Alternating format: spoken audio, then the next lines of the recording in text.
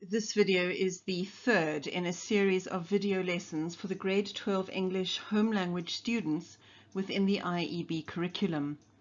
The lessons are to be used in the fourth genre option, which includes film study. This lesson explains the basic camera angles that can be used by the cinematographer. In the previous video lesson, we learned about the different shots that a cinematographer can use when creating a picture. We learned about the extreme close-up, the medium shot, the full shot, and we learned about the establishing shot. For shots, we look at how far the camera is placed from the object being filmed, whether it's close to the object or further away from it. It's important to remember that there is a reason for the use of each shot, that these choices are what makes a film good or bad to watch.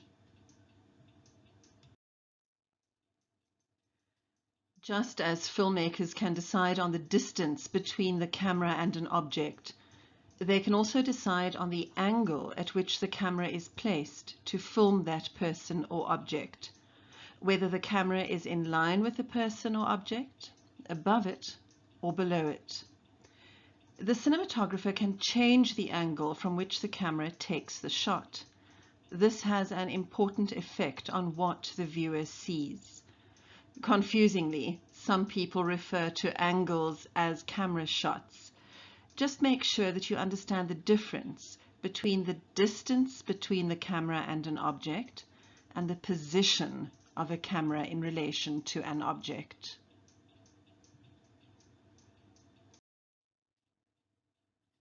There are 5 basic camera angles. The circle in the middle of this slide represents the object being filmed. Starting from the top and working anti-clockwise, you can see a top or overhead angle, a high angle, an eye level angle, a low angle, and an undershot or bottom angle. In various textbooks and notes, you might come across other names for some of these angles.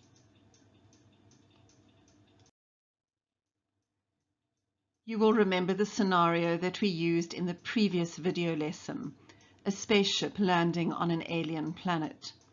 We'll use the same setting to illustrate the different camera angles. An overhead shot is achieved when the camera is directly above or overhead the object or scene. The shot is taken with the camera facing down. A number of effects can be created. For example, making a street scene seem like a map, making a large city look like a maze or an ant's nest, making objects or figures appear to be very small, making objects or figures look very vulnerable, and making moving scenes look mechanical. Here's an example of this overhead angle from the 1997 movie Titanic. You can see the protagonist looking down from the railings of the ship into the sea below. The angle highlights her vulnerability against the vastness of the ocean. This is another example from the 2003 movie Kill Bill. Here, the overhead angle creates an almost out-of-body experience for the viewers as they survey the carnage below them. Another name for this angle is the bird's eye view, for obvious reasons.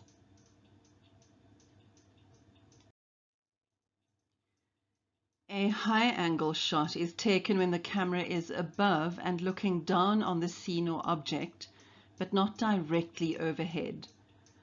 From this angle, the main effect is to make the object or figure look small and lacking in power, suggesting insignificance or vulnerability of the object or figure. In the 2000 film, O Brother, Where Art Thou?, a high-angle shot is used here to show the 2 male characters on their knees below nooses. It's clear that their lives are on the line, and that they are in very weak positions. Of course, we all remember poor Matilda, the bullied main character in the film of the same name. Here, the little girl is made to look vulnerable in the adult world which she has to navigate.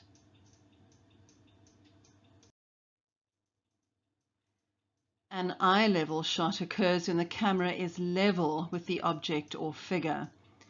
It is the eye-level angle which is most like a normal eye view of the scene and tends to suggest a real-life effect.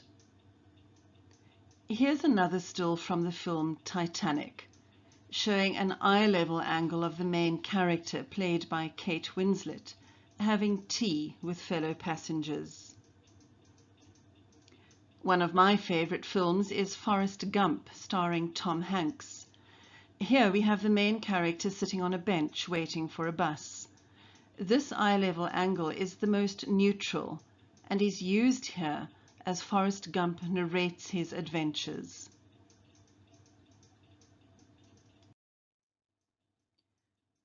A low angle is when the camera is below or looking up at the object or figure. From this angle, the main effect is to make the object or figure look large and powerful, suggesting the dominance or power of that object or figure. Here's what a low angle looks like in a film. This still is from the 1958 movie Touch of Evil. It's clear that the character on the right is in a weak position, as the man on the left is portrayed as larger and more powerful. The same effect can be seen in this still from Inglourious Basterds, the 2009 film. You can also see here why this angle is sometimes called the worm's eye shot.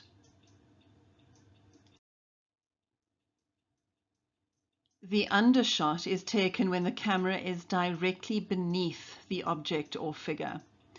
This angle can suggest extreme power or danger. For example, an undershot of stampeding cattle or an undershot of a train or aeroplane can suggest the power of the object and the danger for the character in that scene. How does this angle make you feel? Overwhelmed by city life? Vulnerable?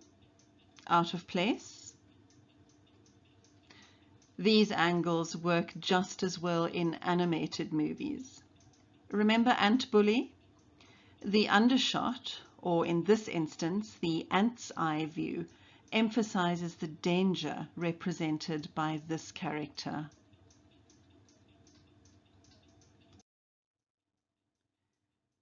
Another angle that can be used is the Dutch tilt, when the objects or characters are depicted off-center or skew. This is an example from the 1949 movie, The Third Man. And here's a more recent one from the 2010 film Inception. This angle is used to show a world out of kilter. It could reflect corruption or a character's unbalanced mental state. Incidentally, it's called a Dutch tilt because of its use in the German filmmaking tradition. German is Deutsch, and this has erroneously been translated into Dutch in this instance.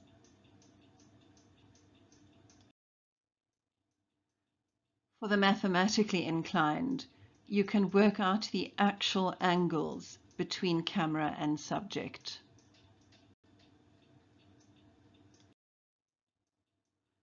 So there you have it, information on the main camera angles used by cinematographers to enhance their storytelling. The low angle, the eye level, the high angle, worm's eye, canted or Dutch tilt, and the bird's eye camera angles. You must be able to discuss the effect of each of these in the films that you are studying in class.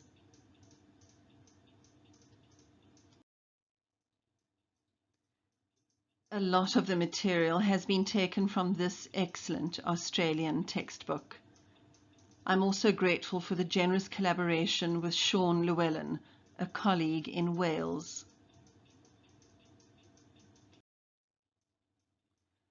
This video series deals with the technical and more generic aspects of film study, so you'll be able to apply them to any of the films which you have selected to study. Should you have any queries, please feel free to contact me using the email address that you see on the screen.